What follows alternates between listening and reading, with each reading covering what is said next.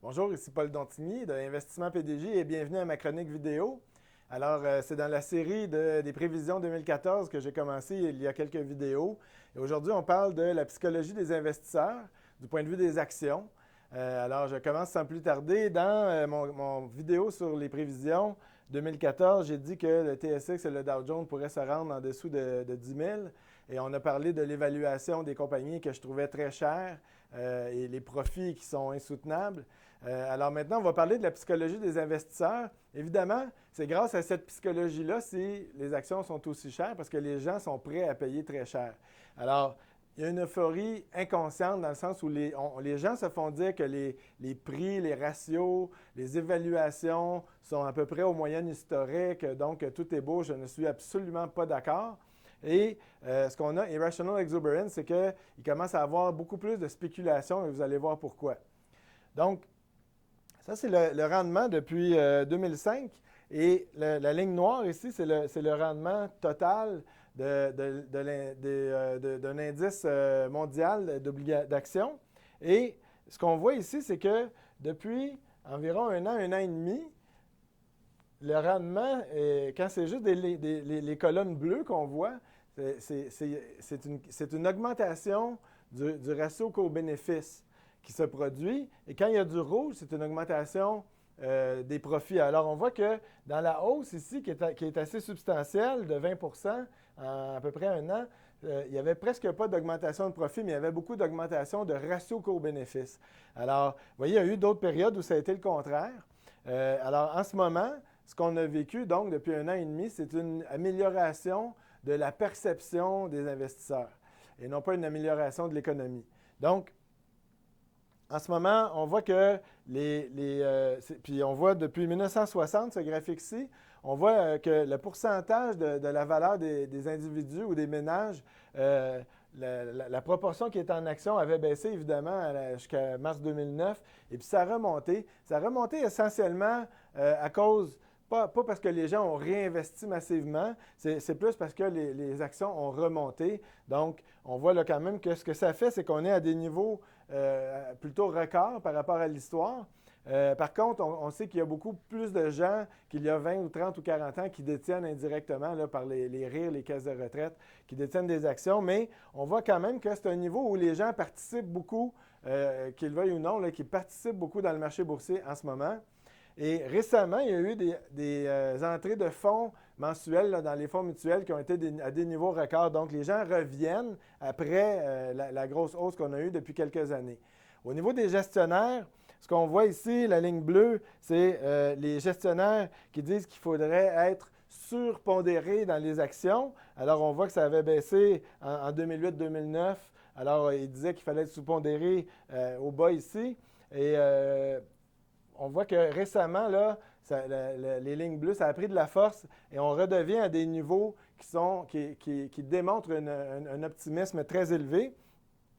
Et on voit ici la ligne ici, c'est à quel point ils sont investis. Donc, une ligne, les colonnes bleues, ça nous dit leur opinion qui donne dans un sondage. Et la ligne noire nous dit est-ce qu'ils sont vraiment investis. Alors, on voit encore une fois qu'ils ont effectivement surpondéré les actions dans leur portefeuille par rapport à l'histoire. Donc, ils sont très positifs au niveau des actions. Ils s'attendent à ce que ça continue à monter. Ça, c'est des sondages chez les investisseurs. Et ce qu'on voit ici, c'est que 79 des investisseurs sont positifs au sujet des actions. Et on voit que, bon, on voit ici l'indice, là, la ligne bleue, c'est l'indice boursier américain S&P 500. Et les colonnes jaunes, c'est l'opinion. Et on voit que, bon, à mesure que l'opinion est devenue beaucoup plus positive, le marché montait. Et là, on est rendu ici, encore une fois, dans les niveaux qui sont proches des niveaux très, très élevés. C'est seulement depuis 2009, mais quand même, donc les gens sont redevenus très positifs et en ce moment sont dans le plus positif qu'ils ont été dans les dernières années.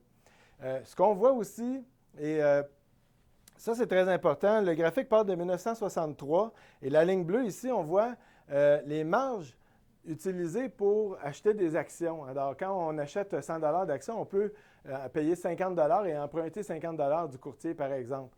Et ce qu'on voit, c'est que en 99, en 2000, 2007, 2008 et aujourd'hui. Et ça a été vrai là, avec tous les sommets majeurs, là, avant le crash de 87 et de 1929 et d'autres périodes où, quand le marché monte beaucoup, les gens deviennent positifs, ils se mettent à emprunter pour acheter de l'argent. Dans le contexte actuel, les gens veulent du rendement, alors ils veulent emprunter pour augmenter le rendement. Et là, on est à des sommets historiques de tous les temps en quantité de prêts pour les spéculations sur marge et aussi en termes de pourcentage, de cette dette-là en pourcentage du produit national brut. Donc, c'est très dangereux. John Hussman, j'aime bien ses études parce que j'en parle souvent. Ce qu'il nous montre, c'est depuis 1996, les marges en ligne bleue. Et la ligne rouge, ça nous dit à ce point, au même point, les rendements des 30 mois suivants. Alors, dans le graphique, ce que ça nous dit, si ça se produit comme ça semble s'être produire depuis le début, c'est que le rendement à partir d'aujourd'hui serait d'environ moins 25 à moins 30 au cours des 30 prochains mois, d'après le niveau de marge qu'on a actuellement. Et ça confirme beaucoup ce qui se passe au niveau de la macroéconomie et au niveau des évaluations des actions que vous pouvez voir dans mes 2 autres vidéos. Donc, les conclusions, on est en période très, très optimiste, sans que les gens s'en rendent compte vraiment. Il y a beaucoup plus de spéculation qu'on croit. Il y a aussi beaucoup de hedge funds qui utilisent des marges pour spéculer. Et donc, on voit qu'il y a une volonté de croire en cette illusion parce que les gens veulent faire de l'argent. La retraite approche. Les rendements n'ont pas été aussi bons dans les 15 dernières années qu'ils auraient voulu. Ils veulent se refaire. Ils veulent refaire vite de l'argent pour la retraite qui approche vite. Alors, c'est toutes des mauvaises raisons pour acheter des actions. Et donc, on commence à vous dire, ne soyez pas angoissés, c'est pas vrai que c'est cher, c'est pas vrai, etc. Là, ne paniquez pas. On commence à voir ça dans des rapports de courtiers et d'autres conseillers.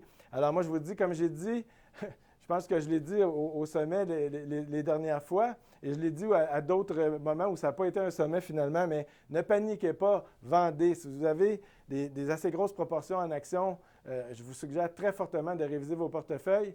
Si vous avez des questions, des commentaires, vous voulez que j'explique plus en détail certains concepts que vous avez vus ou certains graphiques, n'hésitez pas à nous donner des courriels. Et vous pourrez voir aussi le prochain vidéo, ce sera sur la macroéconomie.